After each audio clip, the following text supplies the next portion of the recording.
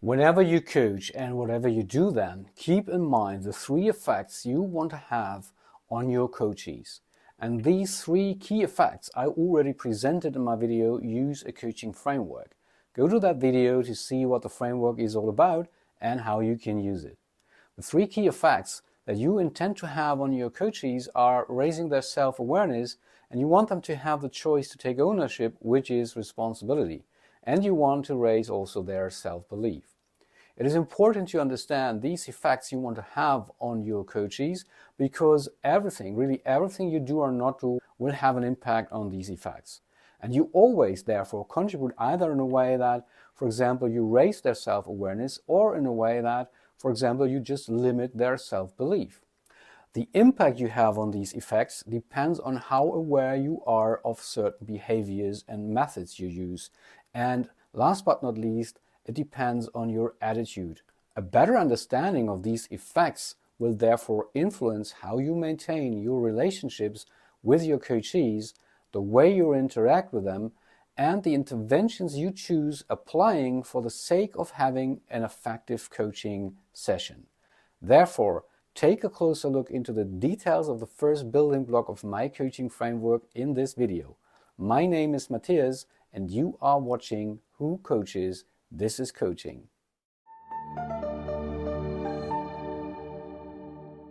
In this video, I provide a closer look into the first building block of my coaching framework, the intended effects you as coach want to have on your coachees. I use this framework because it helps understanding on which aspects of a coaching session we will look at in this video. The framework itself is not the truth nor the only one that exists. Take it as a means to an end of a better understanding for what I am talking about. Let me use an analogy to put an emphasis on the effects you want to have on your coachees. With a pen, you may write a novel, or you may use it as a tool creating a drawing, or you may use it to hurt someone by spiking a person. So the effect you have is not only depending on the tool you're using, but far more depending on what impact you want to have with it. And when you ask yourself, what about this XYZ coaching technique? Should I use it in my coaching practice? Or is this ABC intervention a good one? Then it is helpful remembering the three key effects you want to have with all that on your coachees. And here's number one, self-awareness. What does this mean? Sir John Whitmore defines it like this: self-realized, relevant, high-quality information. Alternatively, you could say coachees are conscious about what they think, why they have that certain thought, and at the same time for them it's the most efficient and effective information that they can use for their specific concern or subject they are working on with you during a coaching session. Let's clarify the meaning of each word here. Self-realized means that they created this information by themselves, based on their inner resources they have just used. Why is that important that they self-realize this information? It's because it is then most attached to their inner world, their situation, and therefore it's for them also the most relevant information, and it is unique and fits specifically to them and their situation. They can identify themselves with this information.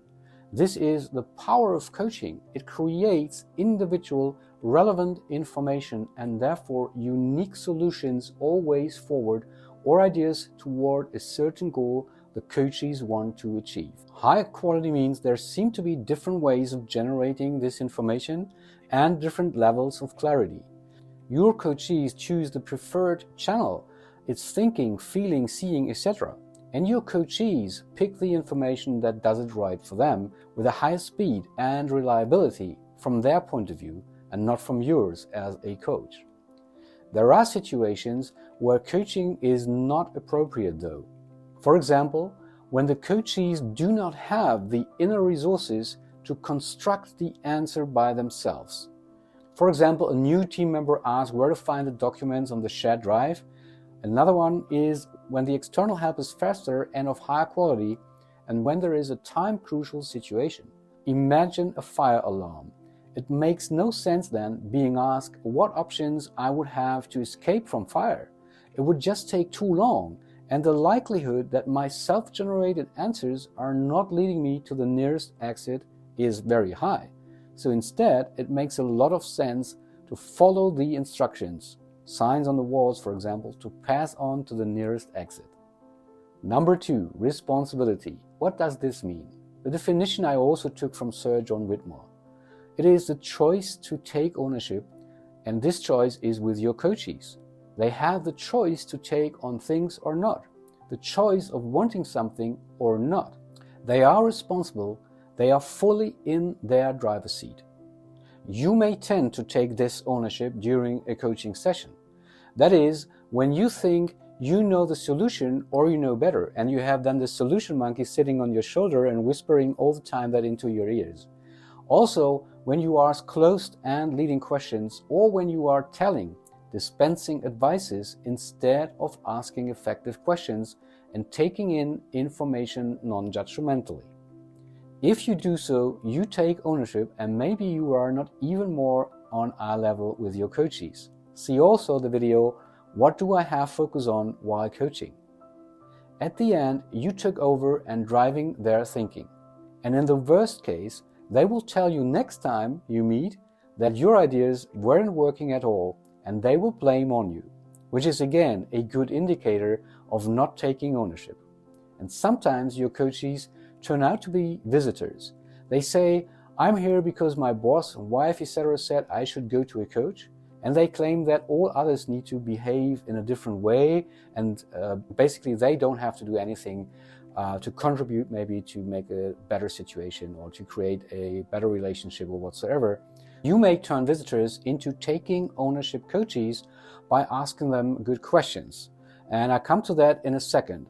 But be aware of, or make them aware of the fact that since their boss and wife or good friend are currently not there, you cannot really work with them, and whatever you may think, you will not really change anything in this particular coaching session. So you may ask, what do you contribute to the specific situation you just mentioned? Or what could you do to change the situation? Or a more open question that asks, what do you want to do? Try to bring them back to take ownership. There are situations where coaching is not appropriate though. When your coachees merely do not want to, it is their choice, and no one can be responsible for something they do not have an influence on.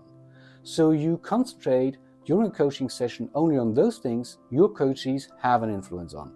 That's the only space where they have a choice to take ownership. For example, your coachees complain about the weather on which they have 0% control, but they have 100% control about how they deal with it. And that might be a subject to work on during a coaching session. Number 3, self-belief. What does this mean? Inner obstacles or low self-belief in overcoming them are interferences and limit therefore the performance of the coachee. And in this context, performance equals potential minus interferences. When you increase self-belief, you set the stage for your coachees to perform. One way is by empathically listening and asking open questions that follow the interests and the energy of your coachees. Once your coachees have identified inner or outer obstacles, they will also find ways for overcoming them. The more you support them to take ownership of what they are doing and consciously not doing, their confidence into themselves will increase. And you best support them by raising their self-awareness and leaving them with a choice to take ownership. Conclusively, self-belief is a consequence of the first 2 effects mentioned before.